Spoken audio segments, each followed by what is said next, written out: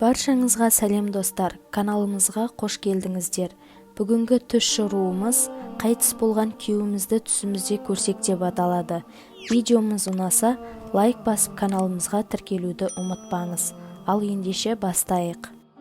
Егер түсіңізде қайтыс болған күйеуіңізді көрсеңіз, балаларыңызға жақсы тәрбие беріп, өсіріп жатқандығыңызды білдіреді.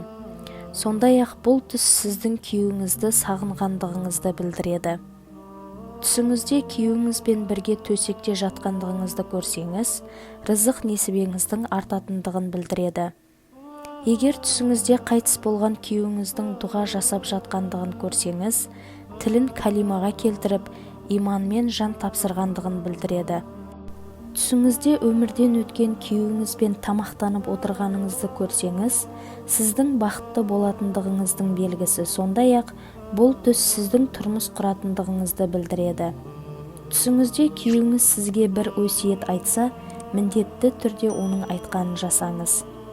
Түсіңізде күйеуіңіздің ауырып тұрғанын көрсеңіз, бұл түсті барынша жақсылыққа жорып, ол үшін дұға жасап қойыңыз. Түсіңізде күйеуіңіздің тірі жүргенін көрсеңіз, оның сізге айта алмай кеткен бір сөзі бар екендігін білдіреді.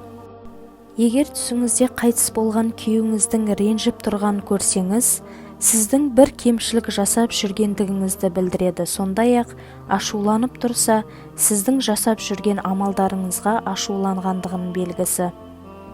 Жүкті әйел түсінде қайтыс болған күйеуінің тірі жүргендігін көрсе, ер бала дүниеге әкелетіндігін білдіреді. Жүкті әйел түсінде қайтыс болған күйеуінің күліп тұрғанын көрсе, оның ана өмірдегі жағдайының жақсы екендігін білдіреді.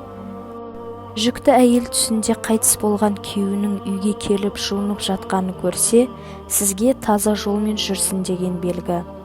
Осымен түс шоруға арналған видеомыз аяқталды. Егер де видеомыз ұнаған болса, лайк басып комментарий қалдырыңыздар, және де подписаться бөлімін басып, қоңырауды басуды ұмытпаңыздар.